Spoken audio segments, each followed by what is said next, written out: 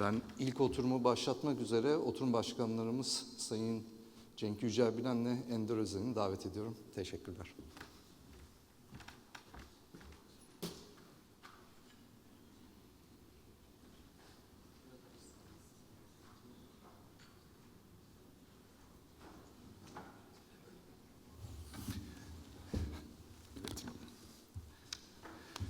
Değerli hocalarım, müsaadenizle programımıza başlayalım. Birazcık erken olacak ama erken başlar, erken bitiririz.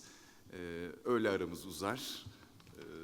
Şimdi müsaadenizle konuşmacılarımız zaten burada, yabancı konuşmacılarımız.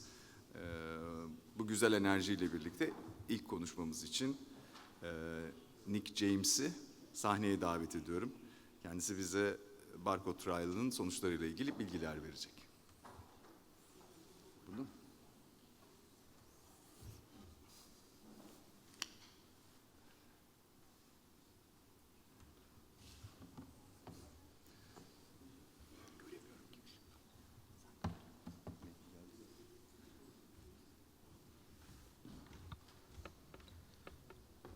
Right, good morning everybody, and it's a pleasure to be here. It's an amazingly beautiful place. So I'm talking about the Barcode trial and screening for prostate cancer. I'm going to say a bit, my conflicts, in more general terms about screening first, just to put it in context. So we looked at early diagnosis of prostate cancer for the Lancet Commission, which I chaired last year. And just in general terms, prostate cancer is already the commonest male cancer in pretty much every country in the world, every middle and high-income country for sure. But also it's going to go up hugely in incidence in the coming years. So there's a greater and greater need to diagnose it early and put in better diagnostic systems. And just to highlight the size of the problem, this is the current number of cases split by geographical region. This is what's going to happen in the next 15 years. It's going to go up massively. And this is going to be a challenge for all public healthcare systems. And that will be mirrored by pretty much the same rise in deaths unless we start to diagnose prostate cancer earlier. And particularly in low and middle income countries, cancer diagnosis is often late. It's the norm, in fact. And the only way to mitigate the harm from this rise, it's not like smoking and lung cancer. We can't prevent it because it's baked into the changes in demographics in the coming years, population structures and so on, is to diagnose it earlier. So that essentially means some sort of version of screening, which raises the question of how do we do it? And so all of the trials of screening that have been carried out so far pretty much have been carried out in high-income countries, predominantly in European populations. So I'm going to say a bit about ethnicity and why that matters as well. So it just so happens last week, this very important study published 23-year follow-up, and actually the final follow-up, because there won't be any more analyses of this. And the take-home message from this was that prostate cancer-specific mortality and prostate cancer diagnoses are higher if you do are improved by PSA screening. So it hardens the evidence in favour of population-based PSA screening. There's not time to go into the detail of this now, but I would urge you to read it. It's a very important paper, hence was published in the New England Journal. But there are other things that matter as well in terms of late diagnosis. So this is British data, but it'll be the same everywhere, which is that if you look at, how should I get this to work? If you look at life expectancy, it increases with improved just general health, deprivation, and the gap between your life expectancy and your healthy life expectancy narrows. So over here, you've got an issue that even if you diagnose prostate cancer earlier, you've got other competing things. So if you're going to start looking for prostate cancer more, you also have to look at the other things that are killing men earlier if they're less well off. And this is a very important sort of general point. And coupled in with that, and then again, this is British data, but it'll apply to varying extents in various places. If you look at who's living in the the most deprived areas. It includes groups, this is UK data, like Black African, Black Caribbean, who we know have higher rates of prostate cancer as well. So there are other factors that increase the risk of dying of prostate cancer that are sort of social and demographic, as well as just driven by the biology of the prostate gland. So if you're going to get men onto the diagnostic pathway, you have to look at things like awareness, access, and onward referral, as well as what tests you're going to do once you've got them in your setup. And just generally, diagnostic systems will need to incorporate novel skill mixes. If you're going to start diagnosing more prostate cancer, you can't instantly conjure loads of urologists, loads of radiologists, loads of pathologists out of thin air. It's going to need things like integrating AI systems into diagnostic systems to interpret MRI scans.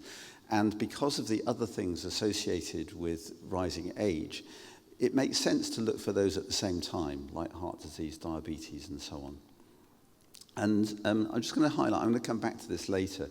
We set up an outreach project doing targeted health testing in some of the poorer boroughs within London. And the point from this slide is not that we found prostate cancer by doing PSA testing, that's not a surprise. It's the extent to which we found other things in these high deprivation areas. 28% of the men we put through in this pilot phase had undiagnosed hypertension, 5% had undiagnosed diabetes. So men's health is more than about their prostates. So I'm going to skip this. So coming on to the title of my talk, which is Polygenic Risk Scores and Prostate Cancer. So I'm very proud to be part of this project led by my long-term friend and collaborator, Ros Eales. And this was published in the New England Journal back in April. And so the key point here is that prostate cancer is highly heritable. 58% at least of cases have an inherited component to them, but only a small proportion of those are driven by the known single gene things like BRCA1, BRCA2, BRCA2 being the most common, but still quite a rare mutation. So the majority of the inherited risk is through inheriting a small increased risk from a large number of genes, polygenic inheritance.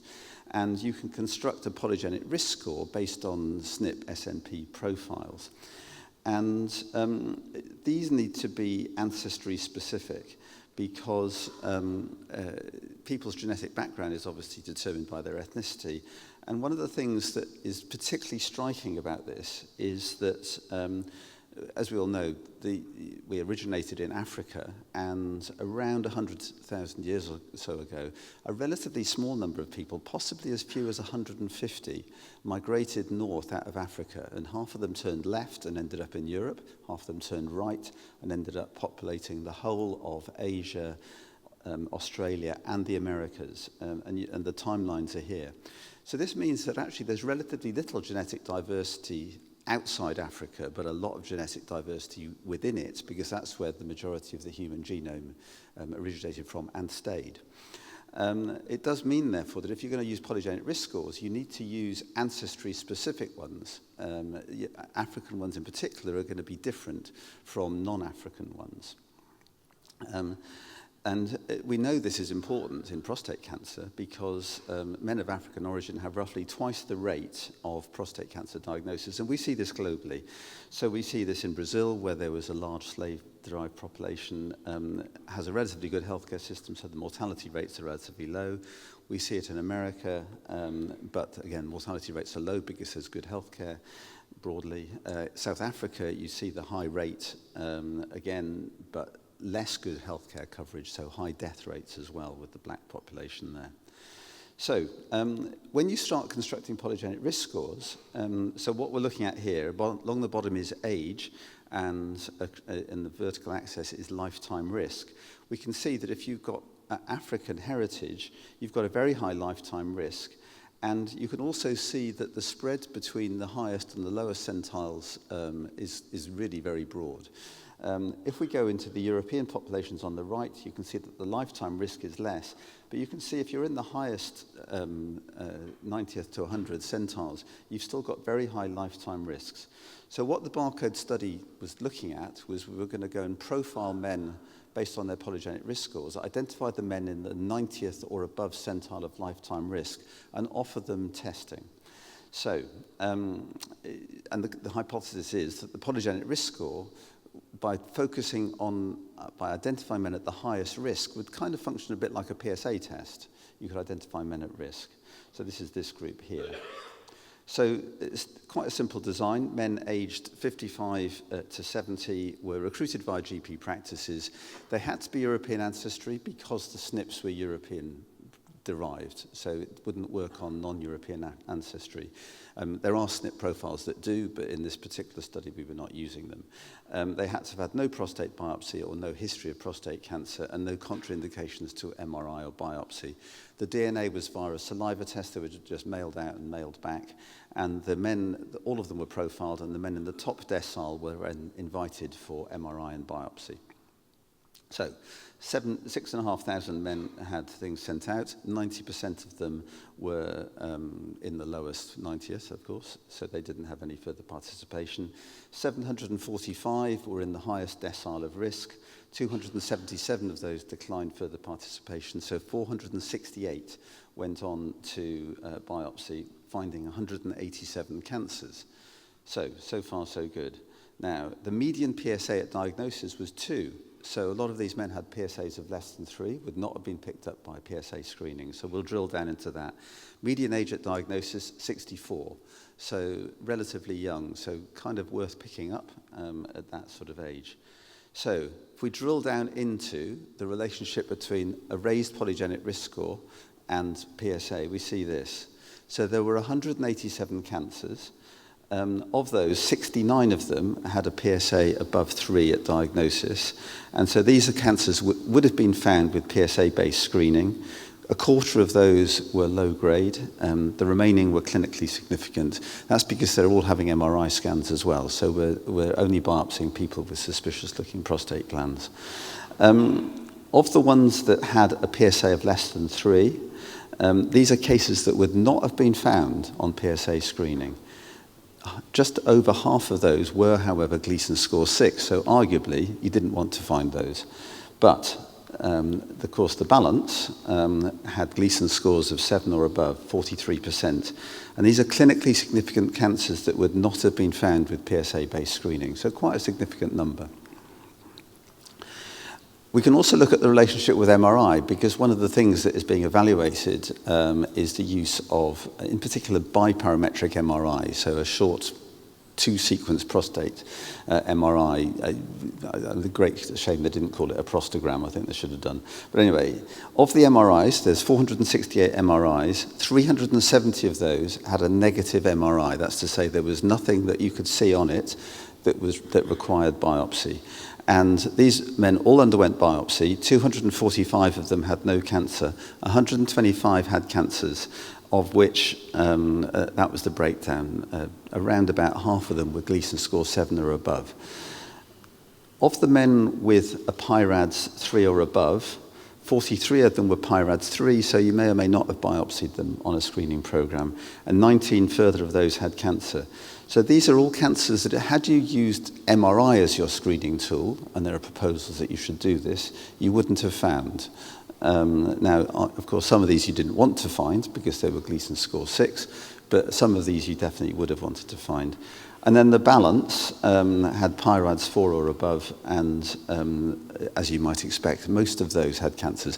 The paper does break that down. It's just I ran out of space at the bottom of the slide to put the Gleason scores and so on. But if you look at the paper, you'll get the more detailed breakdown.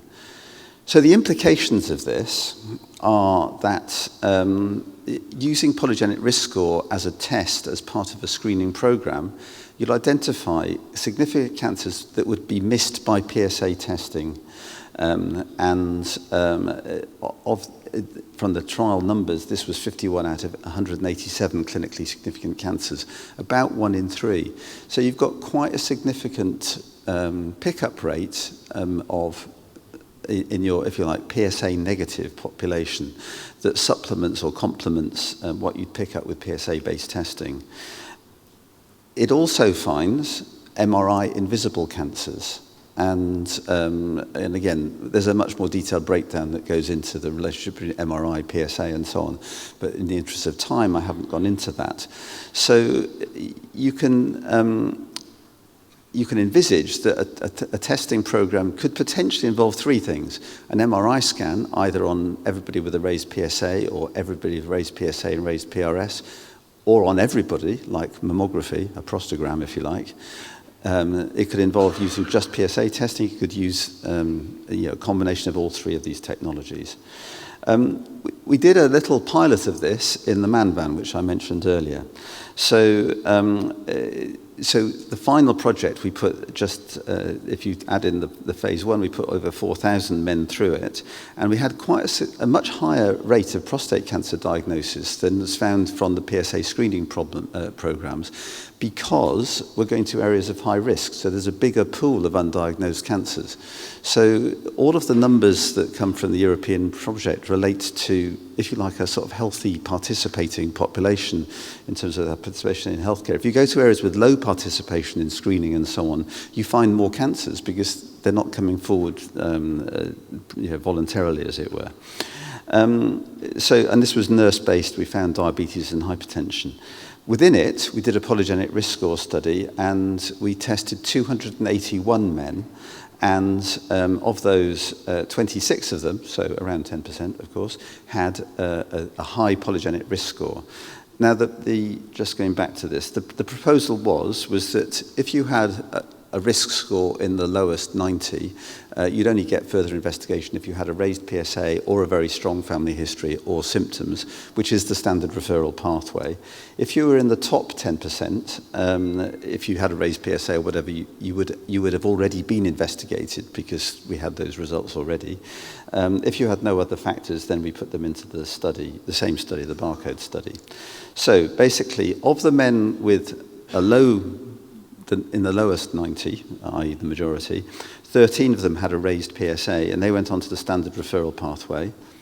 And I'll show you what happened to those. On the other side, 26 men were in the high risk score. 3 of those had a raised PSA. 23 of those did not have a raised PSA and went into the study. So, of those, as I said, 3 had a raised PSA, and 1 of those had prostate cancer. Of the ones without a raised PSA, they went into the study. 18 of them agreed to biopsy, or rather 18 went ahead and had an MRI, 9 had a biopsy, and 2 more prostate cancers. So in this cohort, we found more prostate cancers through the polygenic risk score than we did through PSA. So the overall implications of all of this are that polygenic risk scores will identify clinically significant cases with a normal PSA and with a normal MRI scan. Other overall, you'd have to point out that most of the cases are still found with PSA-only testing. But there's another implication as well, which is if you've got a high polygenic risk score and we investigate you and you have a negative biopsy, you still have a high lifetime risk. It doesn't go away. So probably polygenic risk score is a tool for stratifying how often you might want to do PSA testing, having got a baseline one, because obviously the polygenic risk score won't change. The PSA might change, the MRI might change, but your genetic makeup will not. And so for that reason, polygenic risk score is currently being tested alongside MRI-based screening and PSA-based screening in a big UK trial called Transform. So I think this is going to shed very important light on how we integrate these technologies. Because, yes, you can, with sort of, if you like, an infinite budget and an infinite number of tests, you could find all of the cancers. But obviously, you've got to spend your healthcare money on things other than diagnosing prostate cancer as well. So there are issues around how, not just about how effective this is, but how cost-effective it is, which we weren't able to test in this study, but clearly is a very important question overall. I think that's my last slide. Yes, it is. So I'm very happy to take questions on this. I've got a couple of minutes left on my timer here. Thank you.